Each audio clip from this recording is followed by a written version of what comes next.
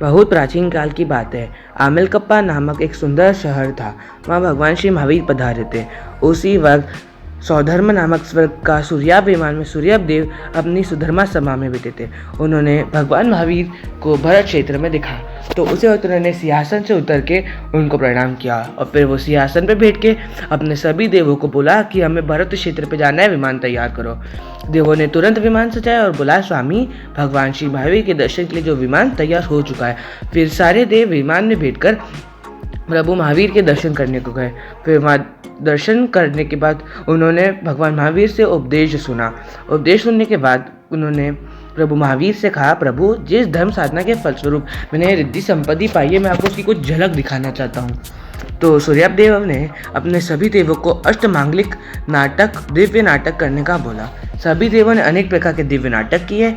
फिर वो सब अपने स्वर्ग को चले गए। फिर देव के जाने के बाद गौतम स्वामी जी ने भगवान महावीर से प्रश्न किया, प्रभु ये किस धर्म के कारण ये इतनी रिद्धि सिद्धि संपत्ति पाई है? तो फिर भगवान महावीर ने कहा, गौतम इनकी पूर्व जन्म की कथा बहुत विस्मयकारी है, तुम ध्यान लगा के सुनना। भगवान महावीर फिर उनकी पुरानी कहानी सुनाने लगे। बहुत प्राचीन काल की बात है। सेविया नगरी थी। वहाँ का राजा प्रदेशी था और उसकी पत्नी का नाम था, वह बहुत ही क्रूर, अत्याचारी और धर्मी था। उसकी पत्नी का नाम सूर्यकांत था और पुत्र का नाम सूर्यकांत था।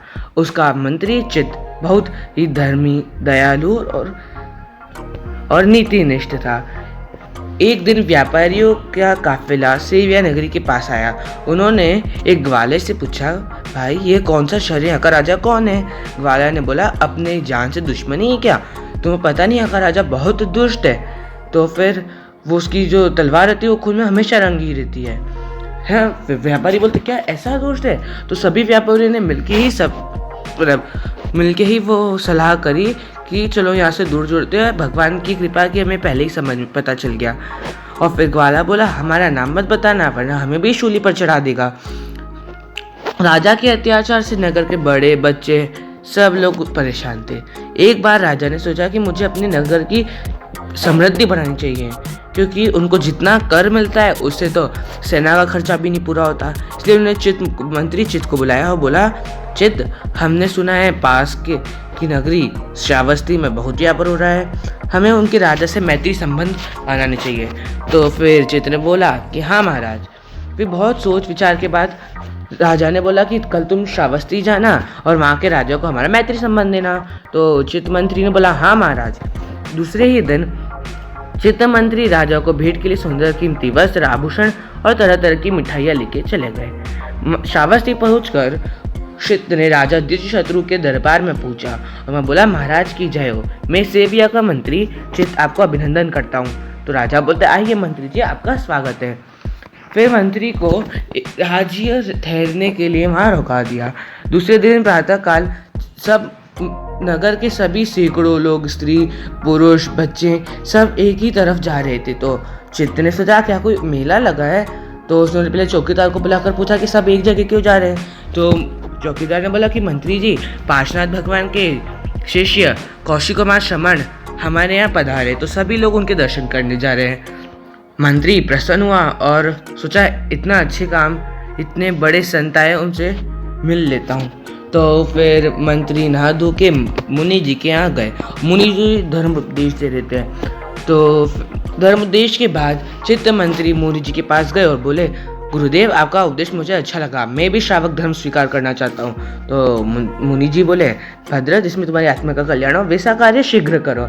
फिर चित्त मंत्री कई दिनों तक श्रावस्ती रुके और फिर जब एक दिन उन्होंने बोला, राजा महाराज अब हमारे जाने का समय आ गया है। तो फिर राजा बोलते हैं कि ठीक है मंत्री जी, आपके राजा को हमारी तरफ से मैत्री का संदेश देना।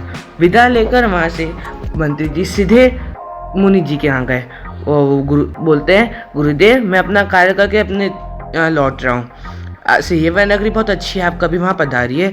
तो उस टाइम मुनि जी बोल रहे हैं। फिर उन्होंने वापस चित्त मंत्री बोला, मुनिदेव मेरी आज्ञा, मेरी प्रार्थना स्वीकार होगी।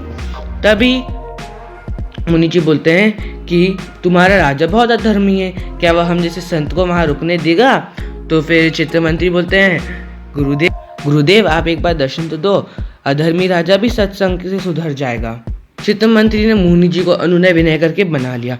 कुछ समय बाद मंत्री के चौकीदार ने बोला, गुरुदेव मंत्रीवर, आप जिन मुनि जी के लिए आप जिन श्रवण का प्रतीक्षा कर रहे थे वो हमारे यहाँ पधार गए हैं। तो फिर मंत्री बोलते, बहुत अच्छा। फिर मंत्री ने राजा को मुनि जी से मिलाने का एक उपाय सोचा। उन्होंने बोला कि जो 4 घोड़ा थे उनको प्रशिक्षित कर दिया गया है, वो एक बार सवारी के लिए तैयार है। तो राजा ने बोला, चलो अच्छा हुआ। और फिर वो सब तैयार होके घोड़ों के से सिर पे गए। तो फिर बहुत देर बाद तो राजा बोला, चित्त इतनी धूप है, कहीं विश्राम करते हैं। तो फिर चित्त मंत्री ने बोला, महाराज यहाँ सामने ही उनका उद्यान था, वहीं चलकर विश्राम करेंगे।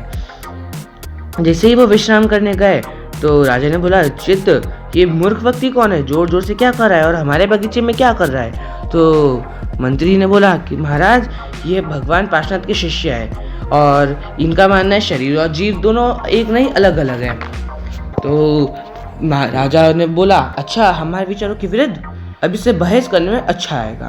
तो फिर वो राजा मुनि जी के पास गया, बोला, मुनि क्या आप सचमुच ज्ञानी है, शरीर जीव को अलग मानते हैं? तो फिर मुनि जी बोले, प्रदेशी तुम राजा होकर सामान्य शिष्टाचार नहीं जानते। तो राजा ने चौंकर कहा, यह आप क्या कह रहे हैं?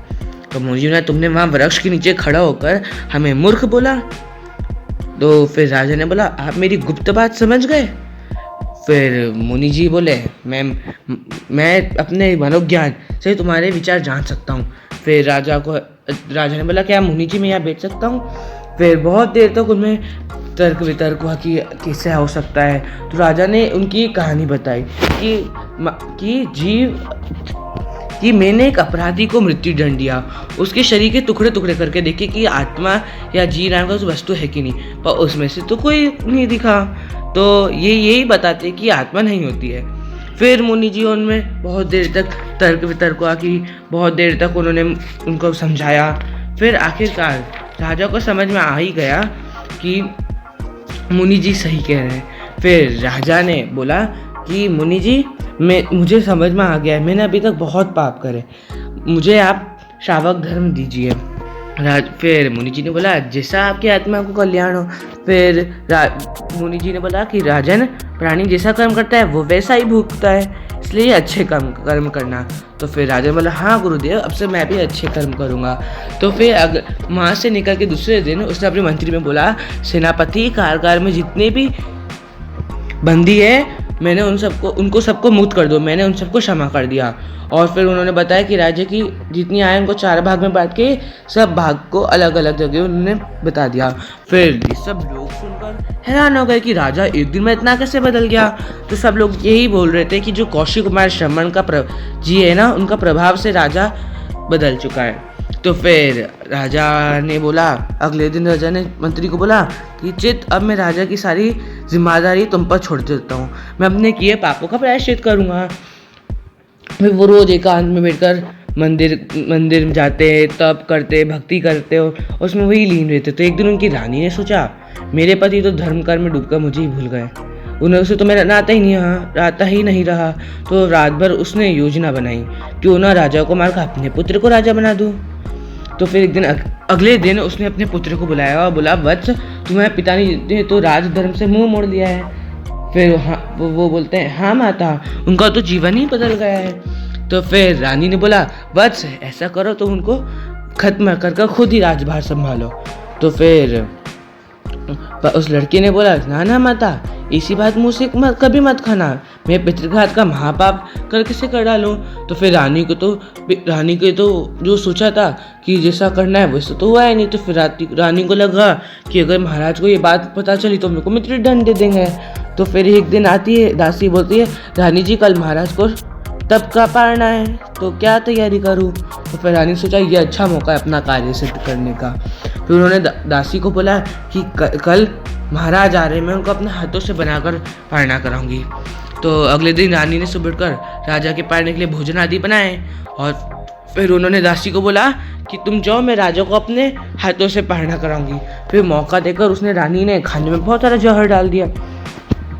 राजा पढ़ने के लिए पधारे, फिर वो भेंट गए और फिर रानी उनको परोसती गई। फिर राजा को पता चल गया कि भोजन में बहुत सारा विष मिला रखा है। तो राजा चुपचाप उठ के पौषधशाला पे आ गए अपने। वहाँ एकांत में लेटकर भगवान का जाप करने लगे और वो किसी पे क्रोध नहीं कर रहे थे। उनको उनके गुरु के आखिरी बोल रहे थे कि शरीर नाशवान है, आत्मा मरे, विषमता वेश समृत अमृत है। वैसे ही वो सहन करते करते वहाँ वो उनकी मृत्यु हो गई। फिर वहाँ से सीधे मृत्यु से वो सीधे जवन जीव प्रथम स्वर्ग में जाकर सूर्य के समान तेजस्वी प्रभावशाली सूर्याप देव बने।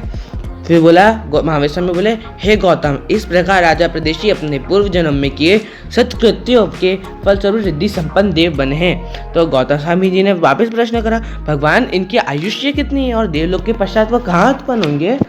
तो फिर महावीर स्वामी ने भगवान ने बोला कि वह दृढ़ प्रतिज्ञ कि उनकी आयु 4 पल्योपम है और फिर देवलोक से वह सीधे दृढ़ प्रतिज्ञ नाम देख कुल में जन्मेंगे, उनका नाम होगा दृढ़ प्रतिज्ञा।